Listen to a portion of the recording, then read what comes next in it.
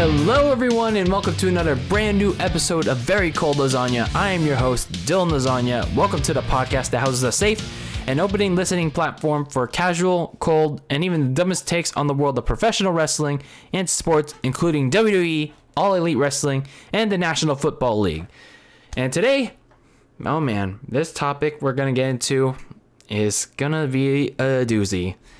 And that topic is WrestleMania 37 and why I personally believe its god-awful storylines, its god-awful build are the worst in WWE history.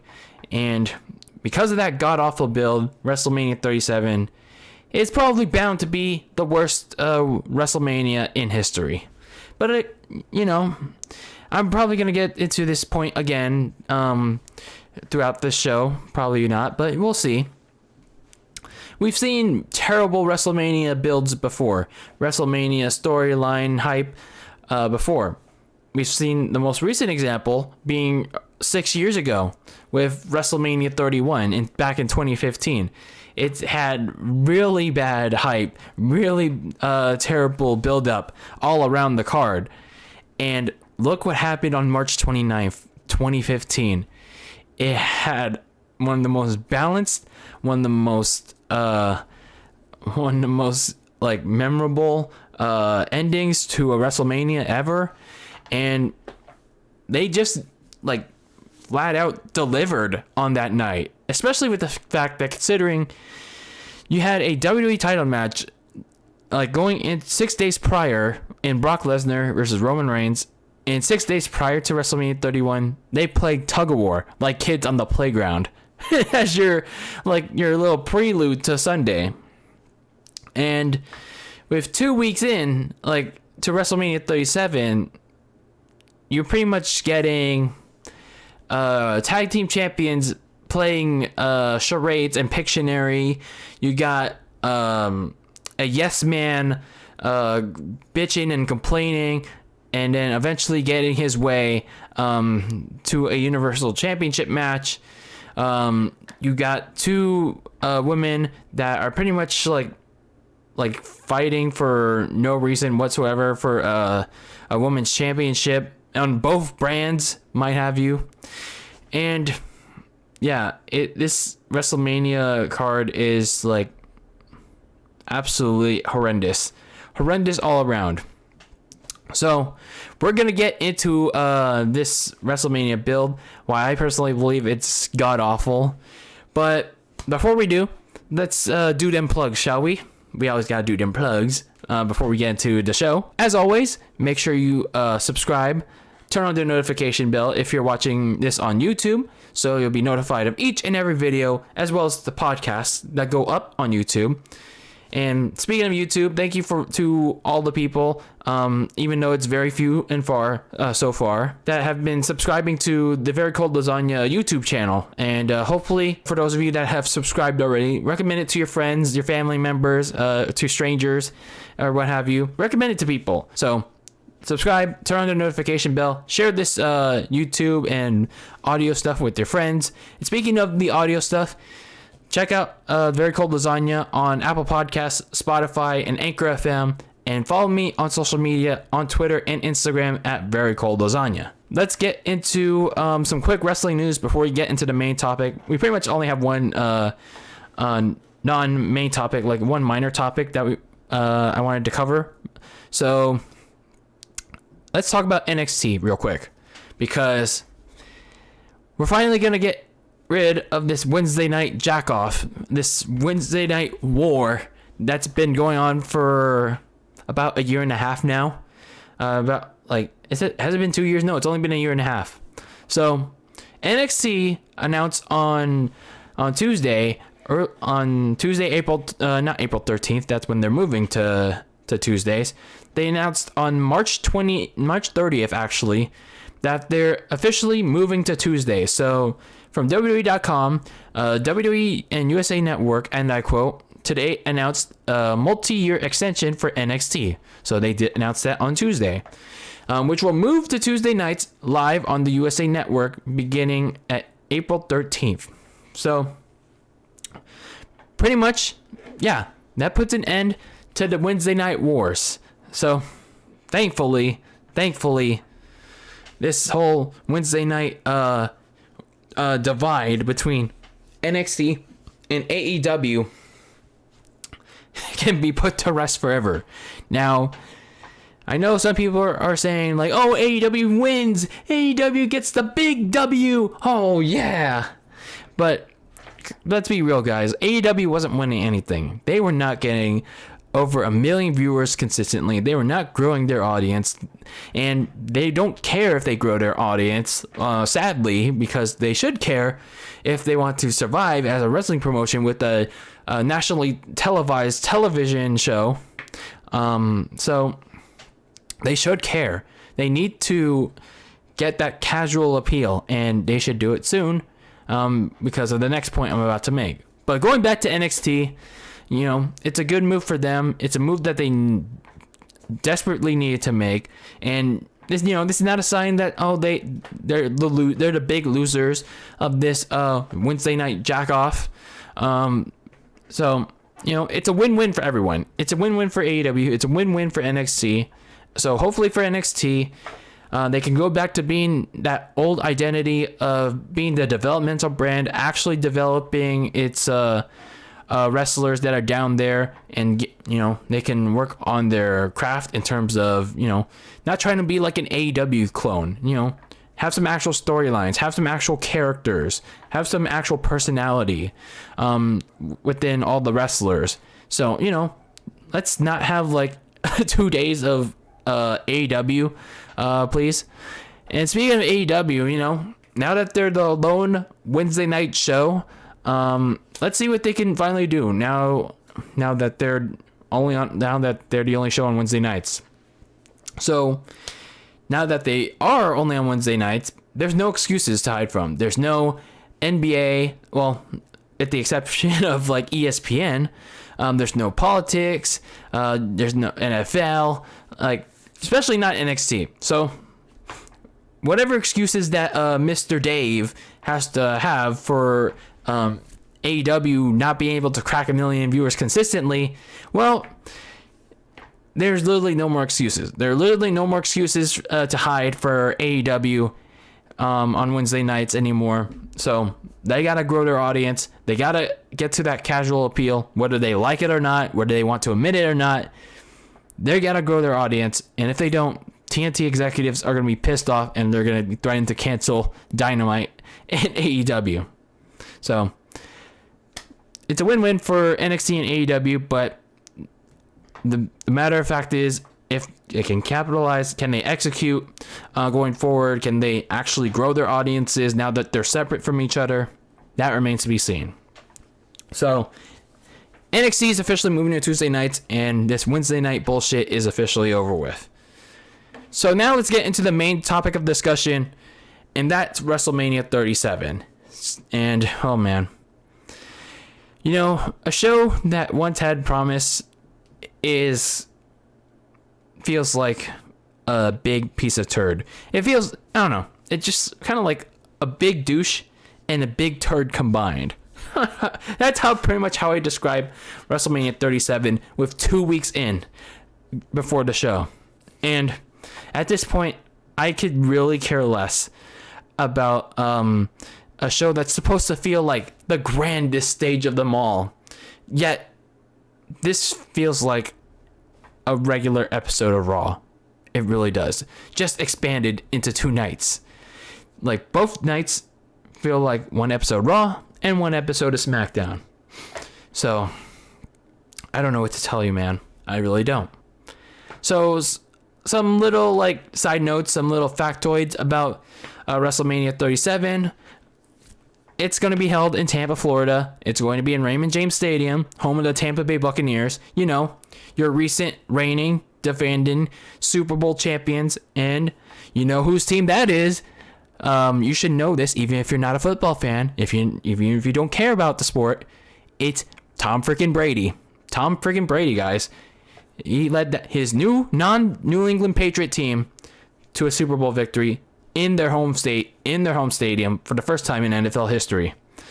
So, speaking of the Super Bowl 55, in that same game that, well, the Tampa Bay Bucks won, that was recently held at the Raymond James Stadium in Tampa, and it's going to be a 2-night event, like WrestleMania 36 was last year, and unlike WrestleMania 36 where they were in the awkward empty performance center, this is going to be held obviously in a big ass stadium, and it's going to be the first WWE live event with actual fans since, well, if you're counting main roster, this is going to be the first live event since March 9th, 2020.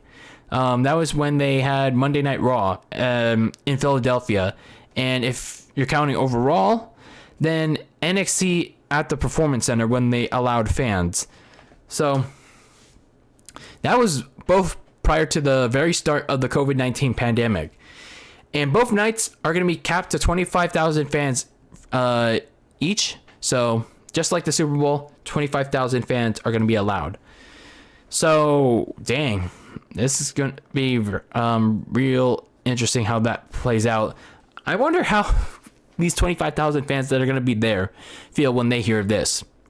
This WrestleMania, as it stands right now, things can change between now and April 10th. This WrestleMania is currently slated to not feature the likes of Brock Lesnar, John Cena, The Undertaker, Triple H, and Goldberg in any way, shape, or form. That's insane.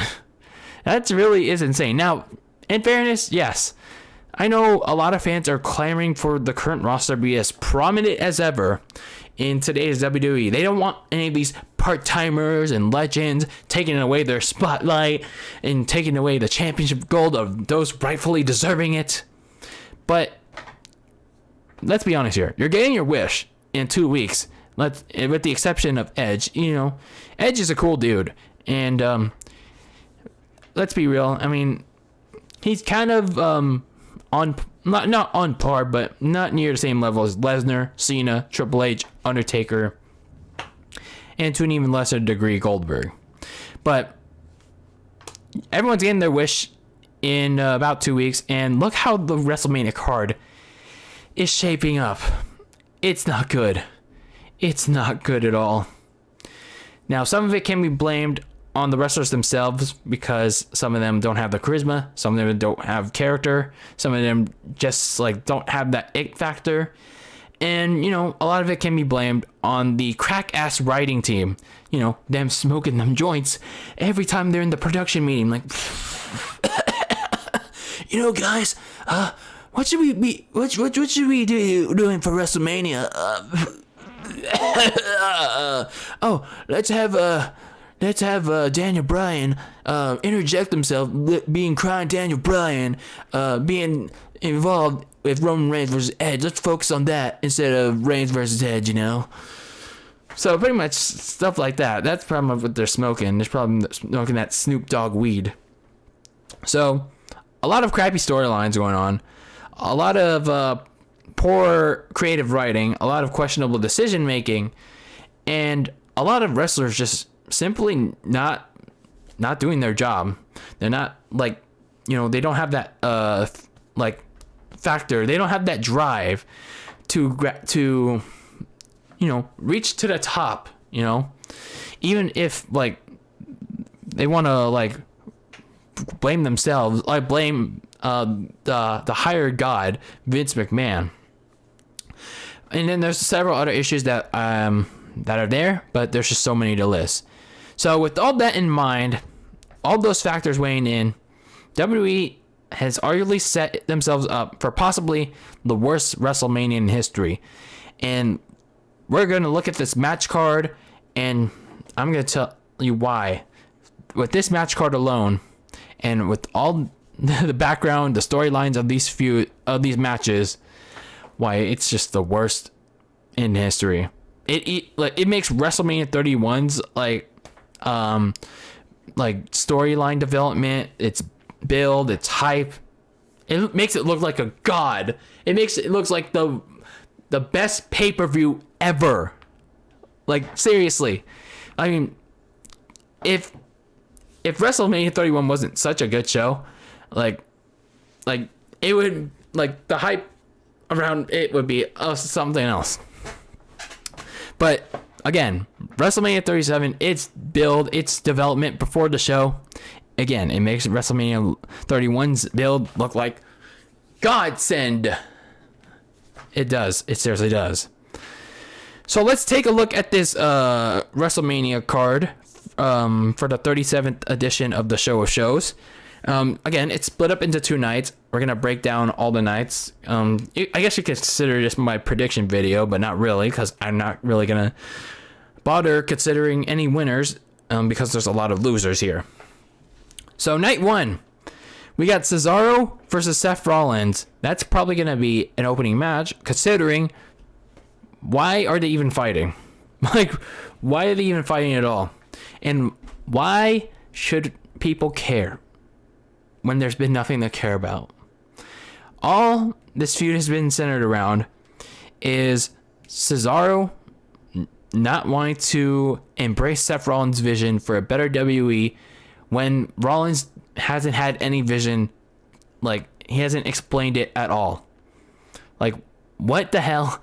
What kind of writing is this? Like, what Seth Rollins at least explain it? Like, oh, I want my vision of WWE, to be me as the face of the company, me going around and sharing, being around in photo shoots, commercials, and all of that.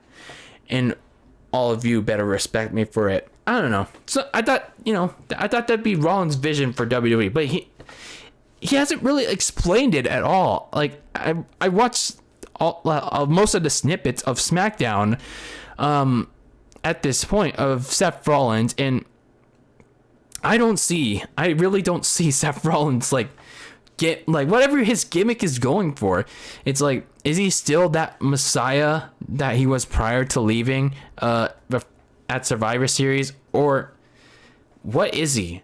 And it doesn't help that his little gimmick that's going for him doesn't match with his theme song. That burn it down, in contrast to dun dun dun dun dun. That sounds like Bayley's current theme song. Like, I guess Seth Rollins is currently in creative limbo in terms of his character. So pretty much, yeah, the writers didn't care to put what his vision is supposed to be, because at this point, we don't know what his gimmick is and what his vision is. So if the writers don't know what what Seth Rollins' vision is supposed to be, then why should we care? And pretty much all this feud has been consisting of is Cesaro doing the Cesaro swing to Seth Rollins. Nothing more, nothing less. So again, why should we care about 2 wrestlers that, honestly, they're pretty technically gifted. They're very good wrestlers, but honestly, if you're a casual fan, why should you care about a technical work rate? Why should you? Oh, because the the hardcore wrestling fans do. They recommend that shit.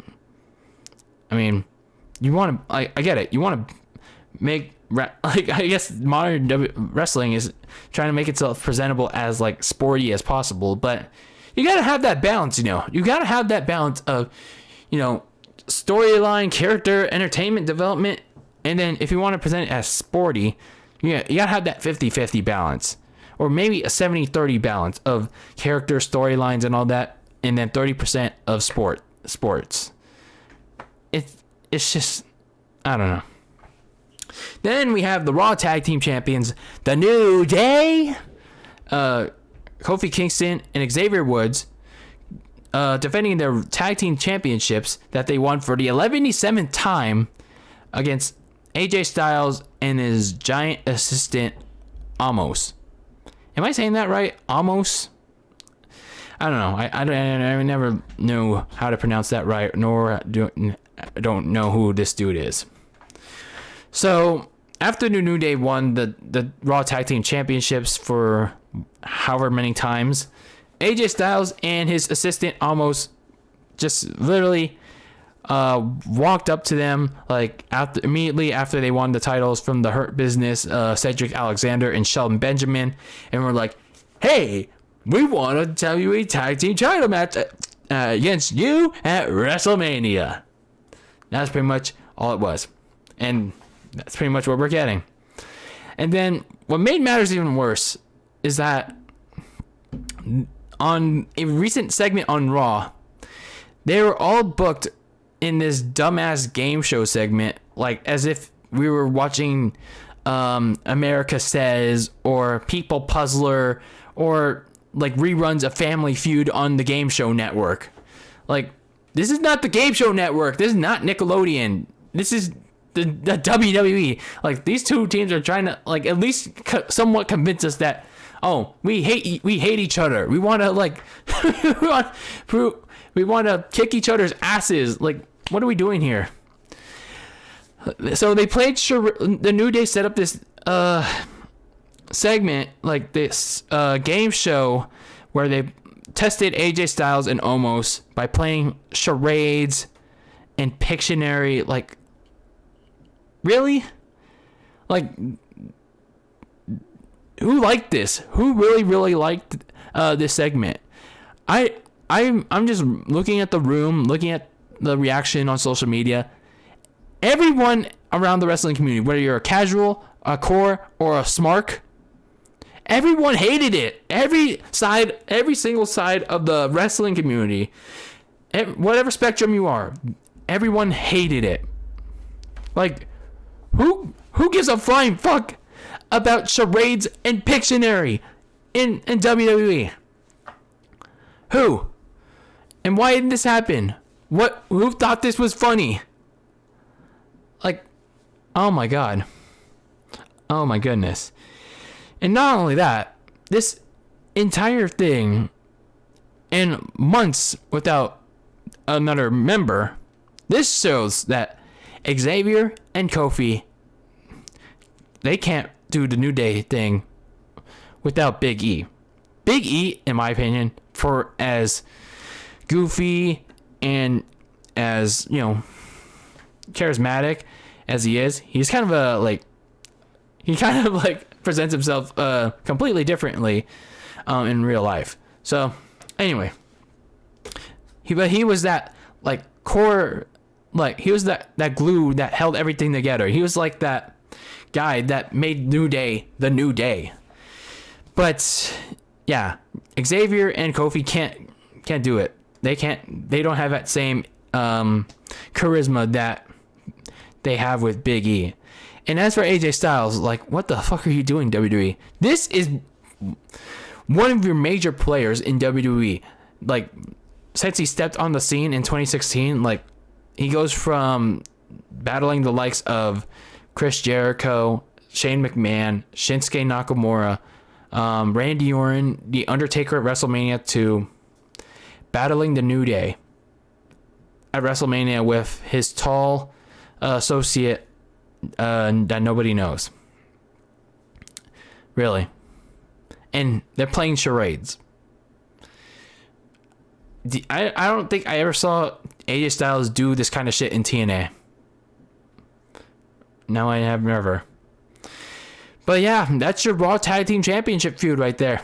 And I don't know. This is either destined for kickoff filler or somewhere in the middle of the show.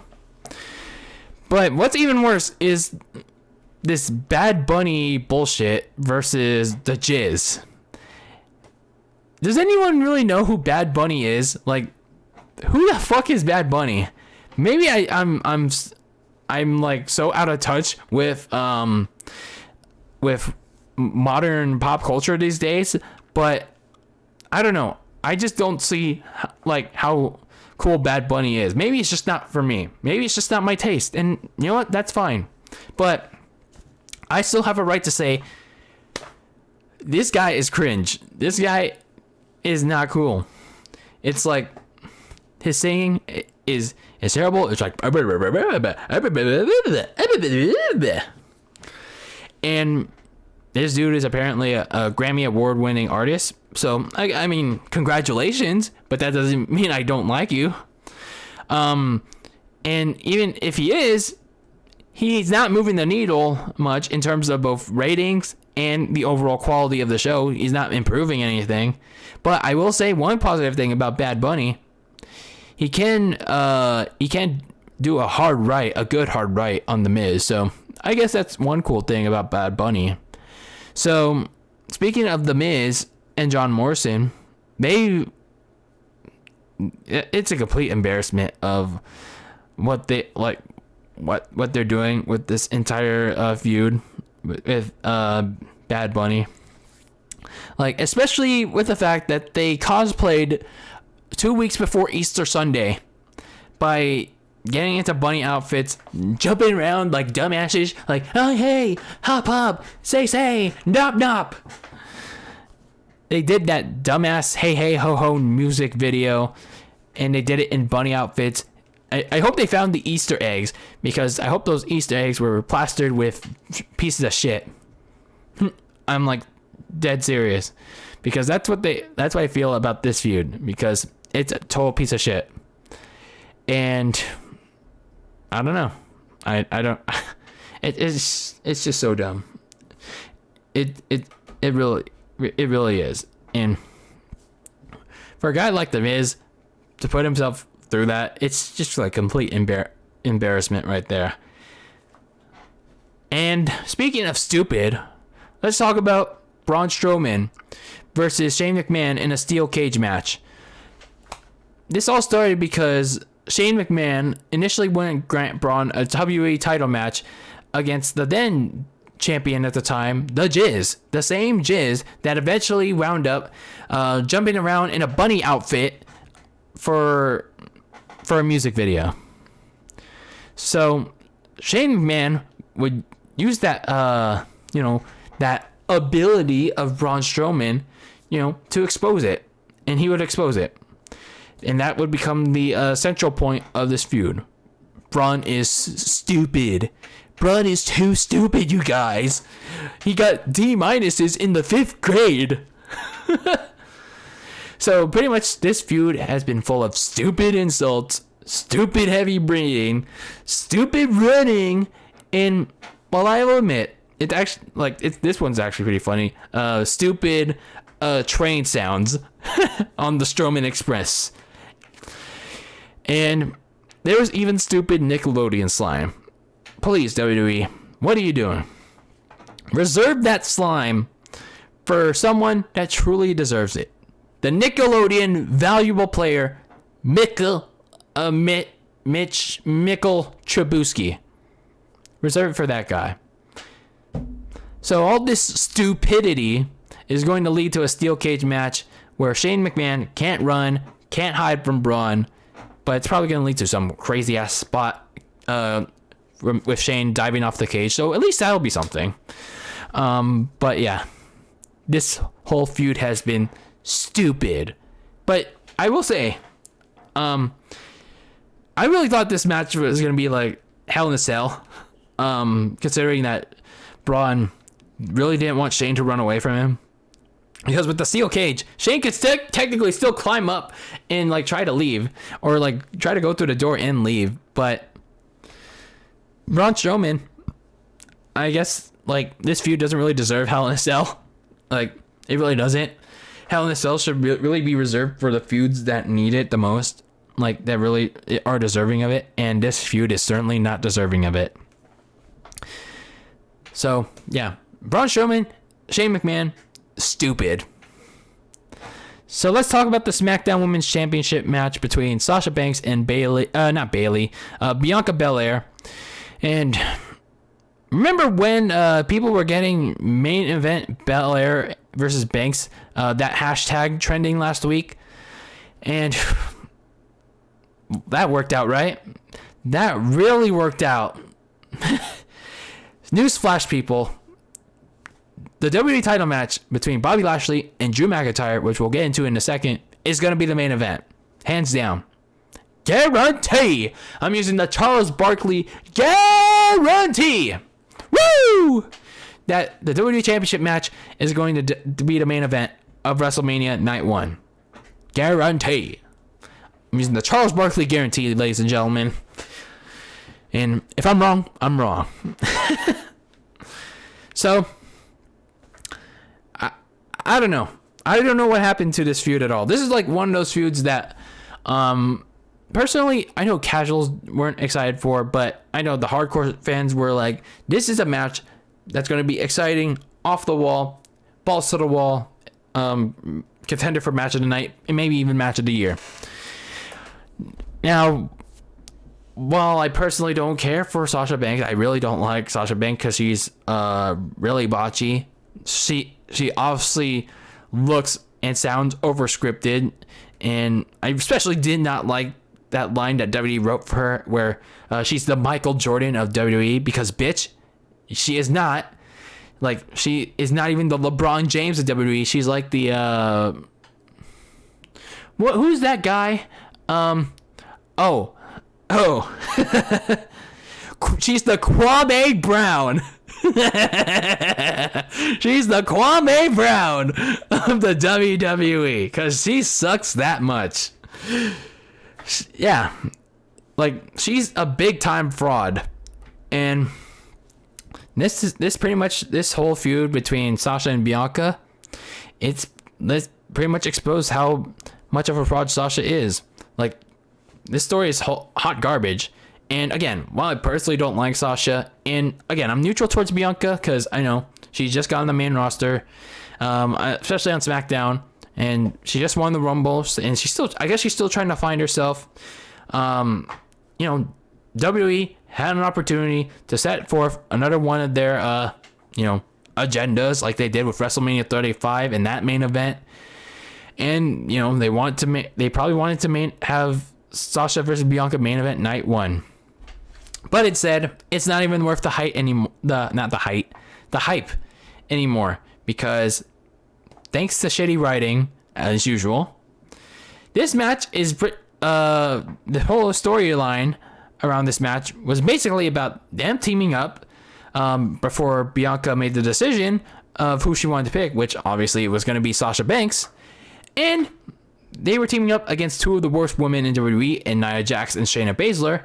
And they were still arguing about who wanted to fuck Reginald in the ass. Yeah. Who wanted to, get in bed with Reginald. Pretty much. That was pretty much what they were implying. But it was only till when, at Fastlane, that Reginald chose Nia Jax for some reason.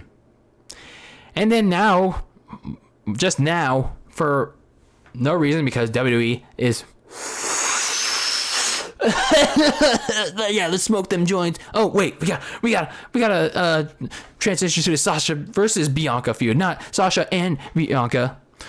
They're now just finally having Sasha and Bianca trying to prove that they want to be the best, the very best, like no one ever was. Dun dun dun dun. So they're literally on the brink of endangering Bianca, sending her back down to the bottom of the women's division, because they just made her look like a goof. They really did. It's just bad. It's really, really bad. So then we have the rightful main event of night 1, and that is the WWE champion Bobby Lashley going up against Drew McIntyre. So honestly, I'm a little conflicted with this WWE title match, because on one hand, I really enjoyed Bobby Lashley finally getting the World Championship run, and him getting that WWE title. While I still think it would have been better served to have him win it at WrestleMania, he finally got his WWE title. He finally got his moment, well, not in front of fans, but still, he is a WWE champion. But I just don't know what WWE is doing by, like, hampering his character, like hampering his value. It's after weeks of presenting him as this dominant force on his way to winning that WWE championship, like a week after Elimination Chamber from The Miz. Bobby Lashley is being presented as suddenly scared of Drew McIntyre. Like, why? Why, after all this time, like, WWE presenting Lashley as this, like, like kind of like light version of Brock Lesnar, that he's scared of McIntyre, that he's so scared that a bounty was placed on Drew for the next 2 weeks leading up to Mania. Like, why was that necessary? And I don't know, like, they even broke up the Hurt Business for whatever reason, and I don't know, I guess that's fine. I didn't really care about Cedric and Shelton being there anyway, but it is what it is. But what wasn't okay was putting Baron Corbin with Bobby Lashley. Yeah, I that's something I don't want. So, I don't know. Maybe this is just a ruse. Maybe this could be a hook in whatever story WWE's trying to tell with this WWE title match. You know, Bobby's scared now, but once that match starts at Mania, McIntyre is completely beat up to a pulp, like John Cena was by Brock Lesnar at SummerSlam 2014. But we'll see. That's something that could happen. Bobby Lashley completely dominates Drew on his way to a very dominant victory in a big time WrestleMania moment. It could be salvageable. It could be a way to make the WWE title match more interesting. But I'd also be concerned of, you know, that kind of like booking would make Drew McIntyre look very weak. So I like both guys. I like Drew. I like Bobby. But I don't know. Right now, on paper, WWE's kind of like making this story a little confusing. Like, I don't completely hate it, but I just want to see, like, probably like after the weekend, like when after Mania weekend, where it goes, like where what happened in terms of the match. So that was night 1, and now there's night 2. And I don't know, I guess night 2 is equally as bad as night 1. So we have night 2. We have the United States champion, not Matt Riddle, versus Sheamus. Now I say not Matt Riddle because riddle me this, riddle me that. This dude is not Matt Riddle. I don't know, I can't rhyme. So I don't know why Sheamus is getting a U.S. title match against Matt Riddle. Was it because Sheamus beat Matt Riddle like recently on Raw this past Monday, or is it because Matt Riddle was playing around with this scooter and Sheamus beat him up for it? I don't know. What's the hype around Matt Riddle? Like, seriously, this is the same dude that like goes around barefoot. Now, I don't know. Rusev was around barefoot before he started switching to boots or something. But this dude, Matt Riddle, he's not funny. He's pretty much cringe, and his gimmick is him saying bro all the time. Like, that's not really a gimmick. That everyone says bro. Hey bro, I like your outfit, bro. Like, what's his character? I mean, I'll admit he has the verbal charisma, but he just comes off as annoying. He really does. He really comes off as annoying. And it doesn't help that he's an annoying asshole, because he forgot his lines. He apparently forgot his lines in a backstage segment with Asuka on this past Monday's Raw. And I'm like, you can't do that, dude. You really can't do that on live television. Ad-lib, dude. Don't just walk away from the segment. And that was just really bad. So they're probably destined for the pre-show, because what reason do they have to fight on the main card? Like, really? So then we have the Intercontinental Champion, Big E, going up against Apollo Crews. Now, I don't know. I like Apollo Crews' new character of this Nigerian warlord. But I just feel like WWE could, like, you know, end his like renewed push already, because they booked Apollo Crews to lose, like, questionably at Fastlane, regardless of the fashion they lost in, on a fruit roll up or what have you, and then Apollo Crews beat down Big E again. after the match. But that said, though, even though I think Apollo Crews is like in danger of losing and like getting lost in the shuffle again, even with his new gimmick, I still think that he, like, if WWE books it right, like WWE can book him to win it, the IC title, finally have that moment at Mania and establish himself as this new heel gimmick on the block, you know. And if he can continue to improve, continue to outclass like some of the guys on the mid card, then definitely keep pushing him and see where it goes from there. But aside from that, yeah, I don't know where like this feud is going. Like Apollo Crews savagely attacked Big E, but Big E comes back like a weeks later, and like he tries to come off as serious, but like it's very hard to like take a serious Big E promo, you know, serious, when all these years he's been like this comedic goofball, and he still came off as a comedic goofball on the SmackDown after Fastlane. So it's very hard to like be in support of Big E. So whatever they're doing with Apollo Crews versus Big E, let's just hope Apollo Crews comes out in the end. So then we have Kevin Owens versus Sami Zayn. I don't really care. I don't know why this match is happening, other than Sami Zayn like doing this conspiracy theorist stuff with you know, Logan Paul, you know, that YouTuber guys, the one that did a boxing match. I think it was with KSI or whatever. I don't really care, but they're really bringing Logan Paul into the mix in WWE. Like, holy shit! Like, oh man, that's really gonna go well. But yeah, this match is really happening again. Like, when was the last time they faced off? Like, not like teamed with each other, but like faced off in a match. Like, I think it was like 4 years ago or like 5 years ago or whatever.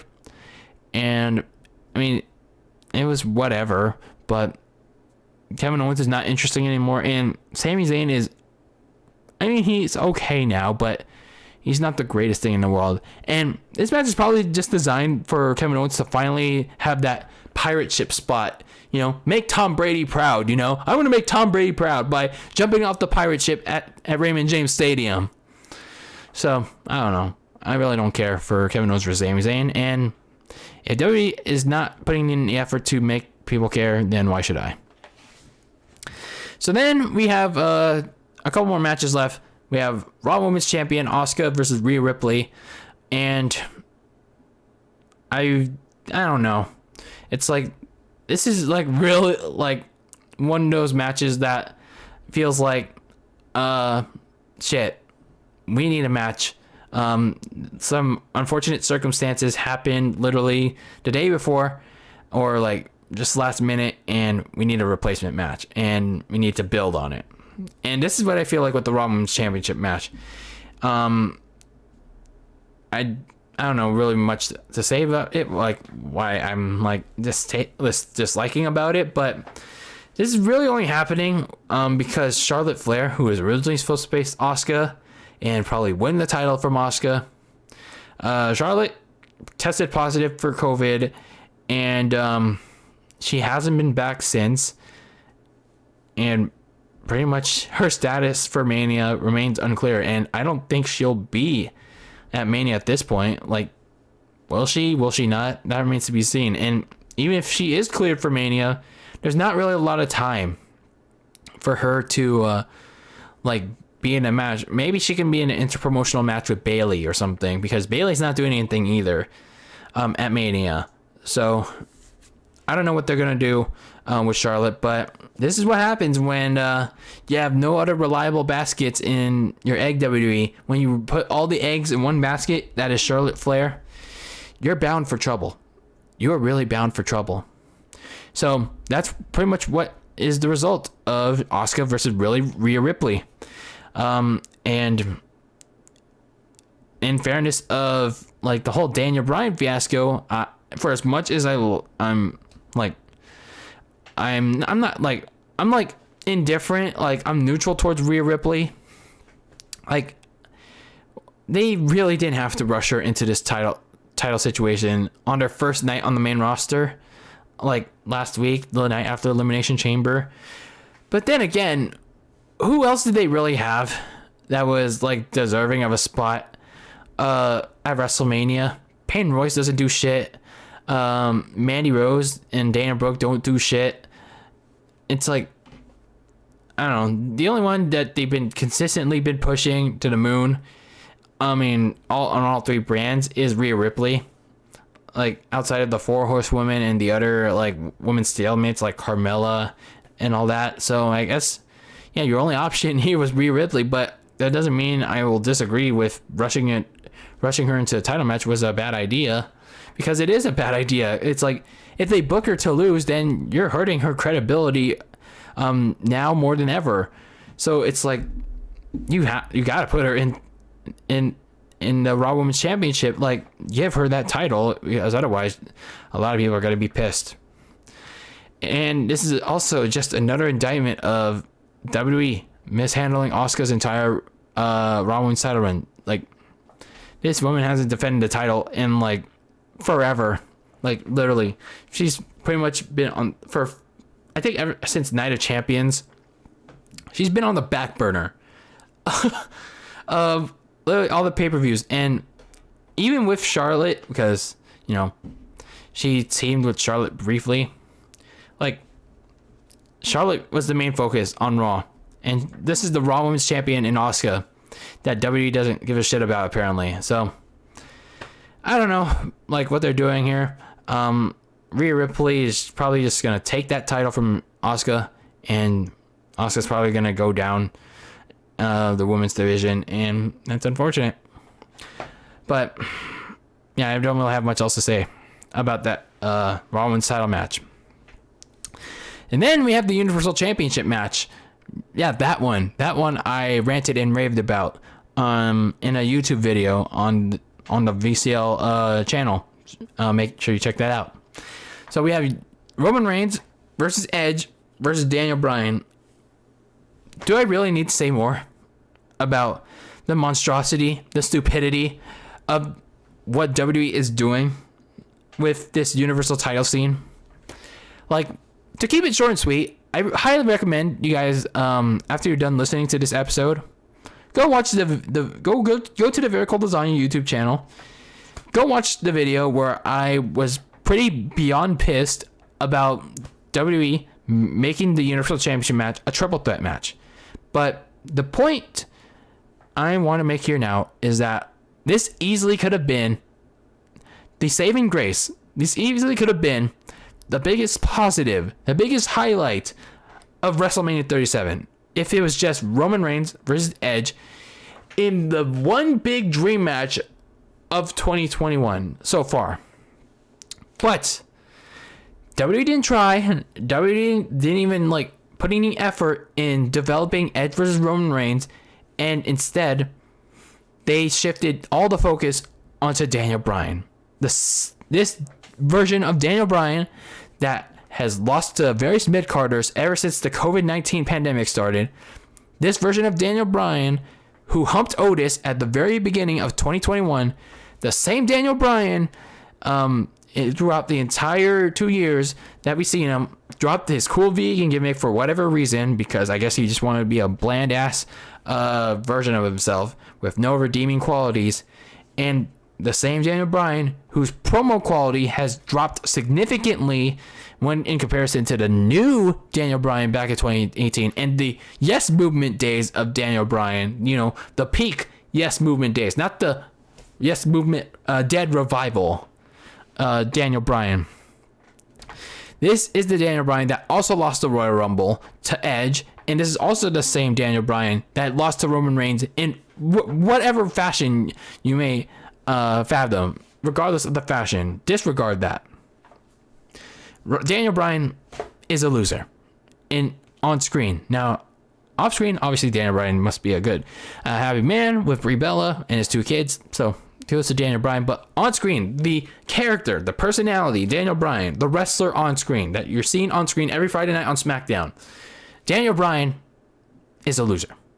Is being presented one, unlike the days where, you know, he was fighting for his life. He was fighting to be in the triple threat at WrestleMania 30, to finally make that impossible dream a reality with the help of everyone around the wrestling world, especially from the fans. That Daniel Bryan is long gone. So why exactly did Daniel Bryan deserve to be in a Universal Championship match with Roman Reigns and Edge and single-handedly nearly ruin WrestleMania? I don't get this. I really don't get this at all. And this story between Roman Reigns versus Edge was very easy to develop from the very beginning. Edge, the man, the Hall of Famer that had to retire nearly 10 years ago, and come WrestleMania time, it would have been 10 years ago that Edge retired and surrendered the World Heavyweight Championship from a neck injury. I don't see what's hard about this. And he came back at the Royal Rumble in 2020. He fought Randy Orton in 2 highly competitive matches, albeit the last man standing match was a little slow, but it still was an intense match. And then that match at Backlash, that traditional wrestling match, he suffered a setback in his his comeback tour, where he tore his triceps, and then he had to go through more rehab, more recovery, more of his comeback story. Then in January, just 6 days before the Rumble, Edge announced his participation in the Rumble. He announced that he's going number 1 in the Rumble. Lasted the entire Rumble. Went full Iron Man. Went full Shawn Michaels. Went full Chris Benoit. He lasted the entire gauntlet and rightfully deserved to be in that Royal Rumble. Meanwhile, you have Roman Reigns, who's been the head of the table, who has been the must-see guy on SmackDown for ever since he came back from taking care of his family during the COVID-19 pandemic when it first started.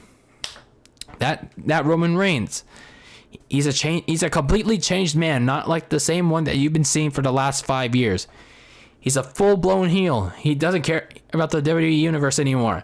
He wants to take care of his family at whatever cost, especially with Paul Heyman at his side as his tribal advisory. I don't know what his title is, but you get the point.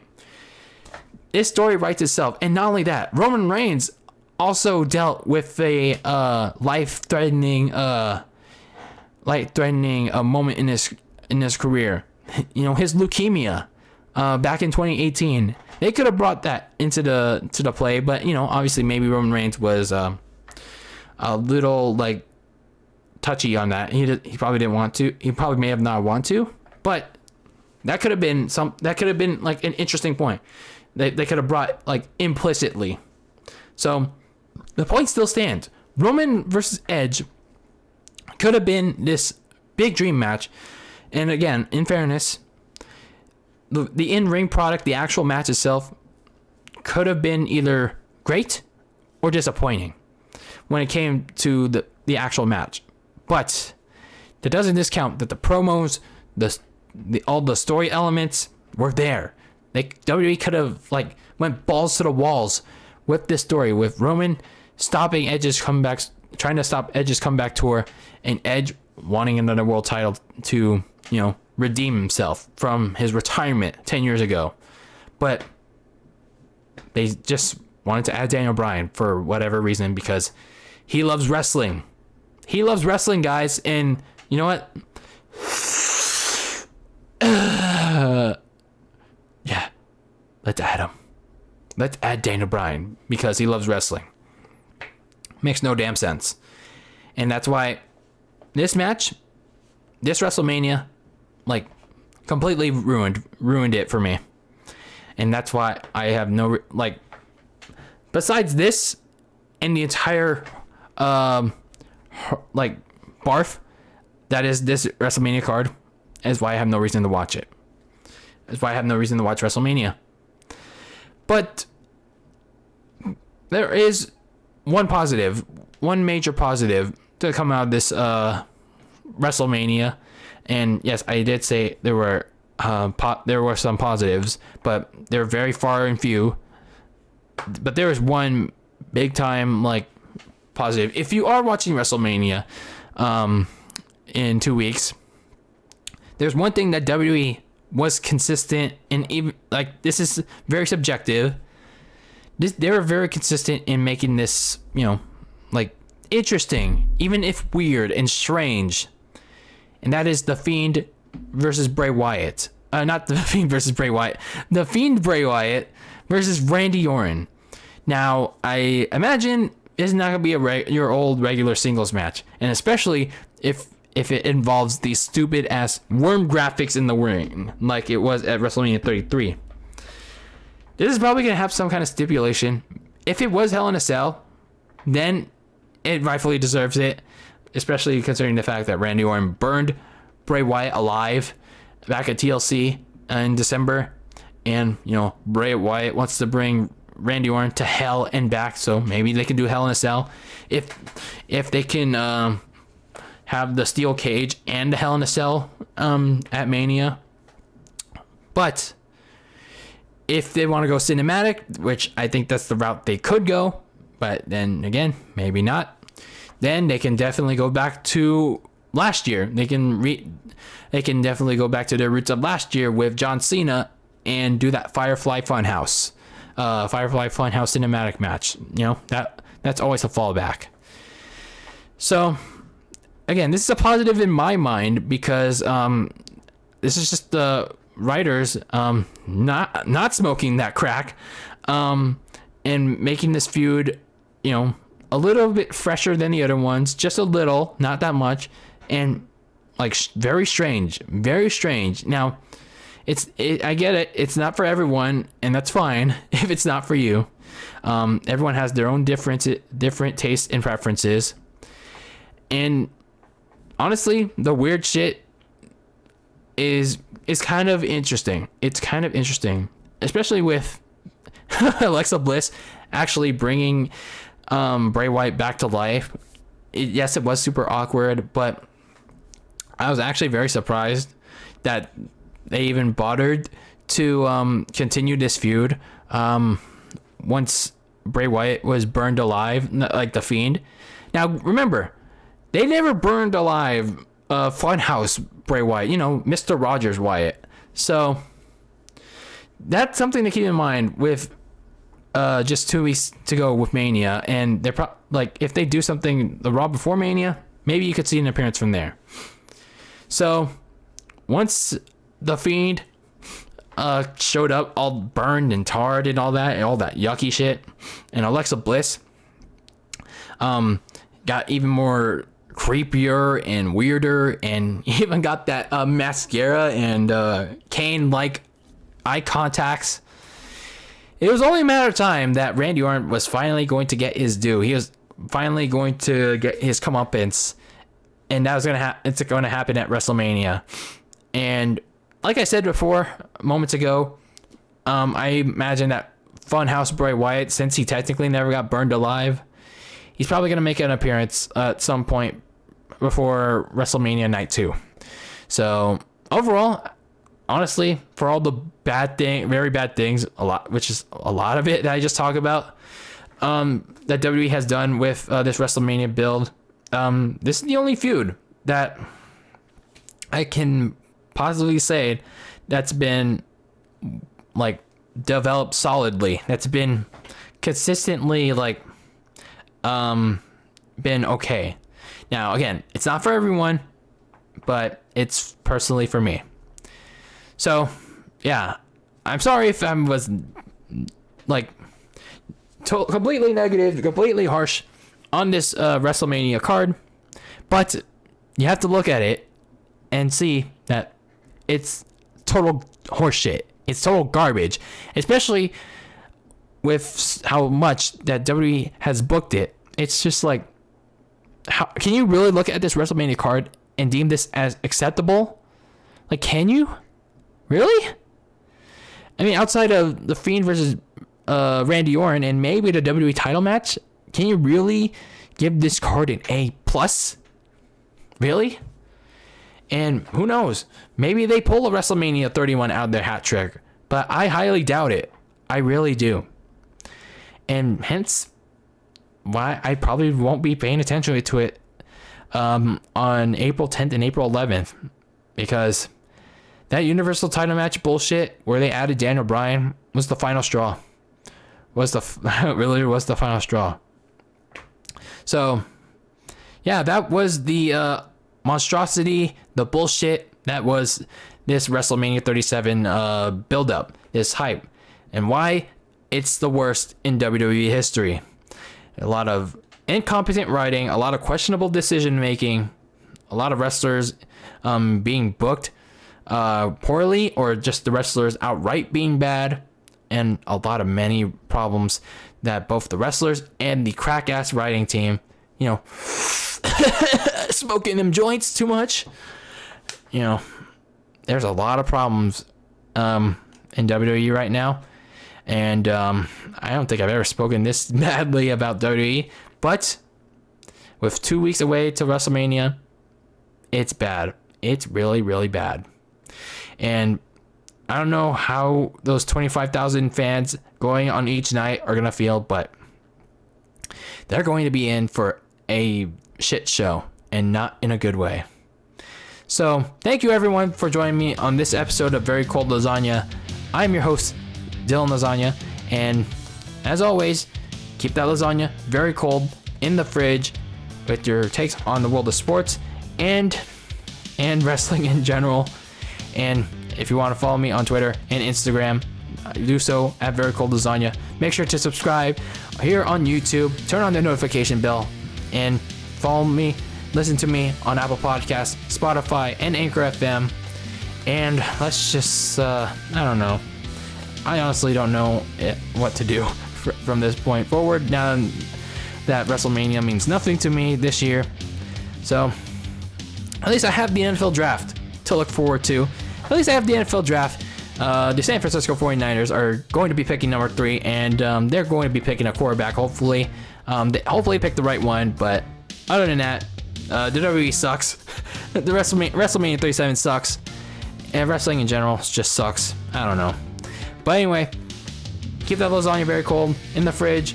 And until next time, peace, take care, and have a good day.